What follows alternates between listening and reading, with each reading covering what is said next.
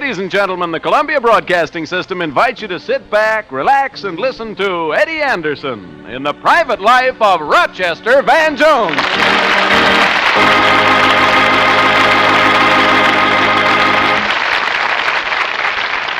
Rochester, you were having a little trouble with your girl. How are you making out now? Not so good. She's crazy about Franklin Monroe. Just because he has money? Yeah, Susie wants someone who can support her for the rest of her life. Well, can't you do that? Only if she doesn't live past Friday.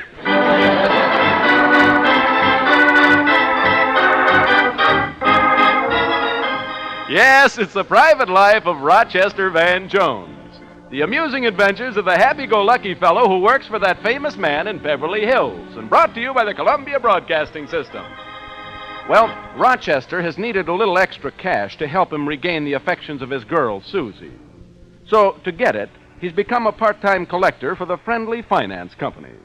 This morning, we find him standing on Susie's front porch, knocking on the door for the second time.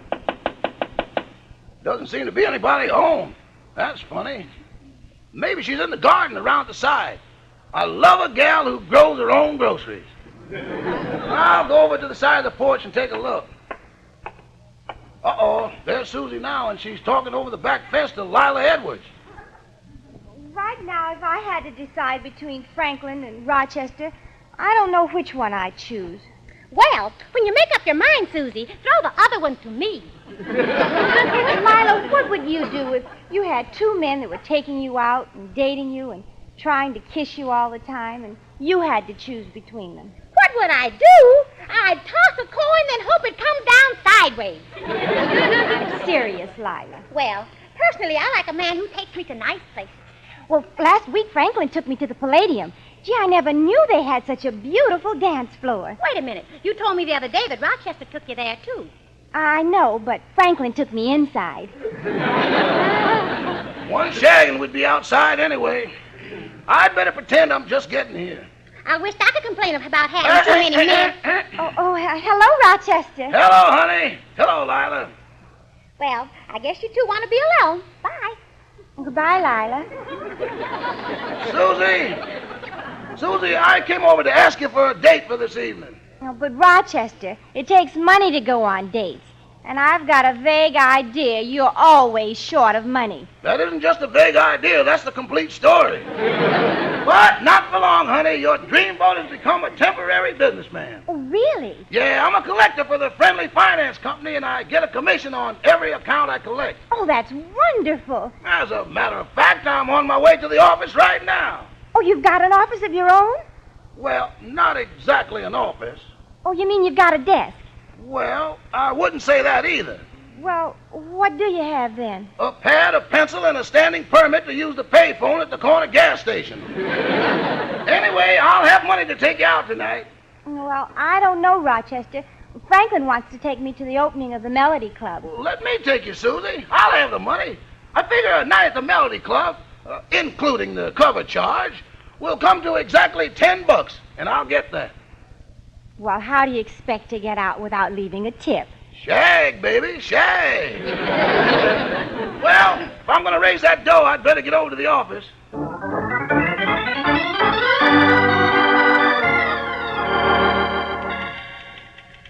Good morning, Mr. Finch. Good morning, Rochester. I see you're here bright and early. Yeah, I got to make some fast money.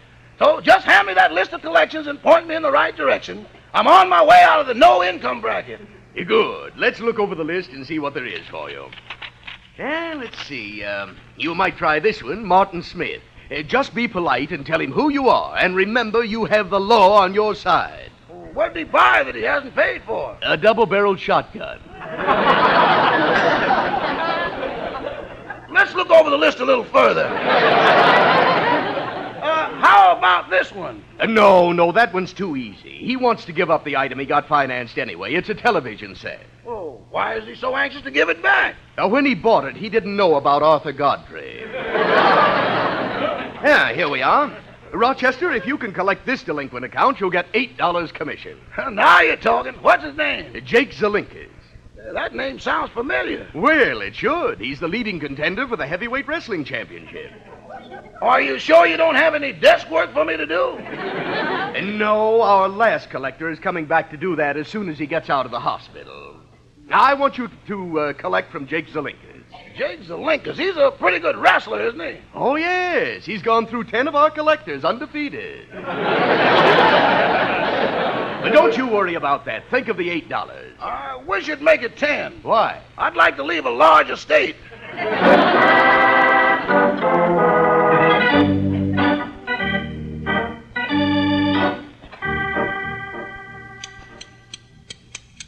Hello, Devilgrass. Hello, Rochester. Devilgrass, you're the best friend I've got, so I came over for some advice. But I see you're busy. Oh, no, I'm through trimming this hedge. Come on in the kitchen. What's your problem, Rochester? Well, Susie had a date to go to the opening of the Melody Club with Franklin Monroe, but she said she'd break it when I told her I'd have enough money to take her there. But I haven't got the money yet, and if I don't get it, that'll be the end. Oh, can't raise the money, huh? Not unless I make a collection. Well, make the collection. It sounds easy. From a 240-pound wrestler? I'm talking about Jake Zelinkas. I can get hurt if he just leans on me. Well, the only way to handle a fella like that is to shame him into it. If he hits you, turn the other cheek. Devilgrass, after Jake Zelinkas hits you on one cheek, there's nothing left of the other one either.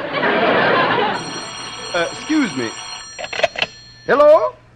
Who? Just a minute. Are you here, Rochester? Who is it? It's a woman. They always find me. Yeah, I'm here. He says he's here. Hold the phone. Here you are. Hello? Hello, Rochester. This is Susie. I broke the date with Franklin, and now I can go to the Melody Club with you tonight. Isn't that wonderful? Yeah. Oh, I'm so glad I'm not going with Franklin this time. Oh, he's handsome and intelligent. A wonderful dancer. But it'll be nice to have a change. Thanks. You'll have the money, won't you? Yeah, I'll have the money. Rochester, you don't sound very sure. And I want to tell you something.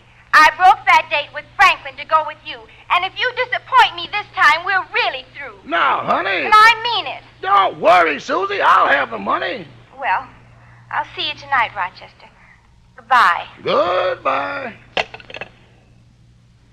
I just don't know what to do. Somehow this Zelinkas frightens me. I'm really worried. Oh, Rochester, you forget that you've got broad shoulders, strong arms, and you've got coordination that's just built for striking power.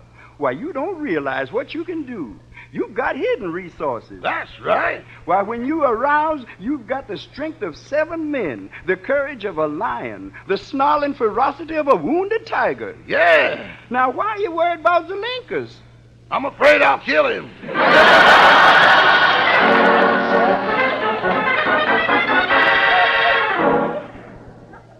Oh, nurse. Hey, nurse. Here I am, Mr. Zelinkas. I was in the kitchen. Could you move this pillow a little? I'm in terrible pain. Oh, of course. I'll fluff it up for you. Thanks. There, now. That ought to be better. Thanks, nurse. Thanks. Oh, you know, I didn't realize a man could get so badly hurt in a wrestling match. Why, you got both your arms broken, a fractured leg, and 3 cracked ribs. Yeah. Is wrestling always that dangerous? No, it never would have happened if I hadn't missed the rehearsal. But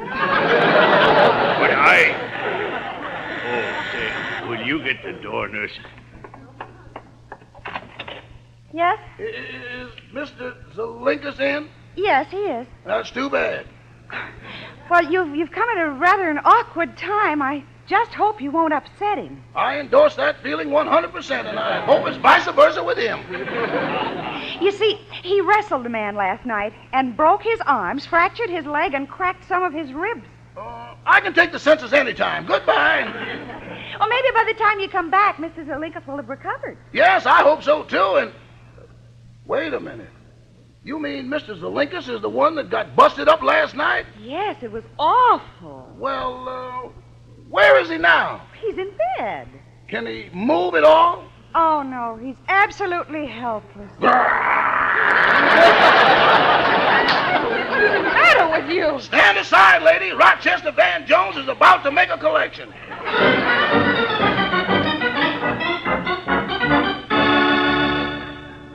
Rochester, do you mean you actually collected the $100 from Zelinkas? Sure, all in a day's work. It was nothing. Well, this is amazing. Was he mad when you asked him for the money? Yeah, he felt terrible. He was all broken up. I can't believe it. It's true. When I left, he had a broken arm, a fractured leg, and a couple of cracked ribs. Little but mighty, eh?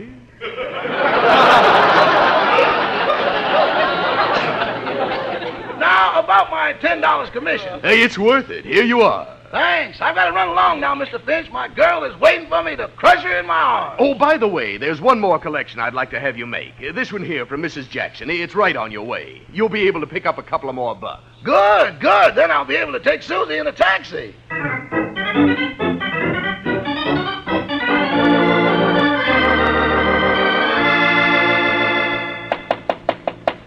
Yes, sir, this is my lucky day.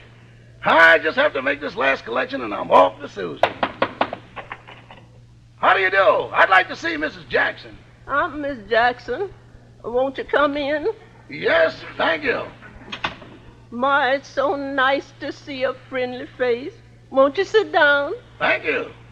I'm always so happy when I have a visitor, especially when it's a fine young man like you. I'll fix some tea for you. I haven't got any cookies, but I'll put a piece of toast on the stove. How'll that be? Oh, just fine. I'd better get this over before I lose my nerve. Mrs. Jackson, I'm from the Friendly Finance Company. Please don't call me Miss Jackson. Just call me Mother. Do you know you're 3 months overdue on your payments? Mother? 3 months overdue. Yes, I'm afraid I do, son. But I haven't got a penny in the house. If you can't make the payments, I'll have to take your stove back. Mother? Really, I will. First, have your tea. I hope you don't want it too strong.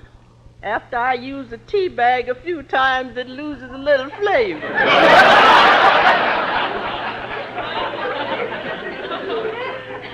I know I'm going to hate myself for this, but I have to do my duty. Here's your tea, son. Thank you.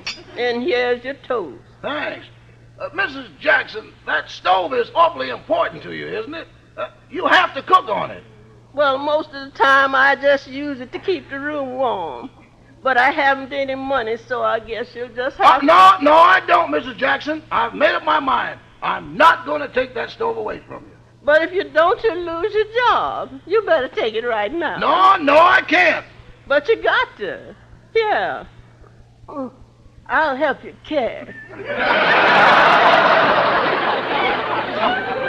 Wait a minute. Just a minute now. I happen to have $10 in my pocket, and that'll pay you up to date. Oh, son, I can't let you do that. You probably need the money. Oh, me? I'm loaded. Here's your receipt. Thank you, son. That's all right. Goodbye.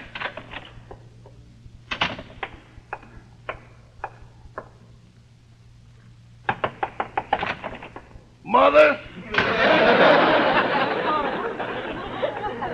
Well, it looks like I'm not going out with Susie tonight. The only thing I don't understand is how can a guy feel so miserable and so wonderful at the same time?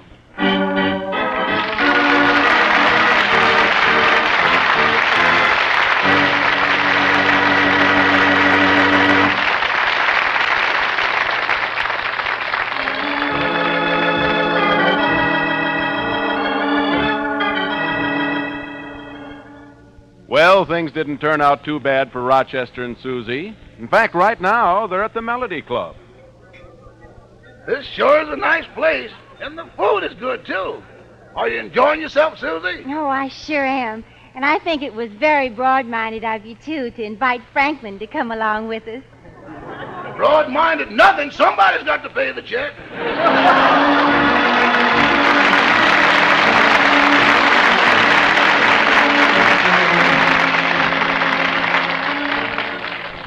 I wonder if Rochester was so smart after all. Sure, Franklin paid the check, but that only made him a bigger man in Susie's eyes.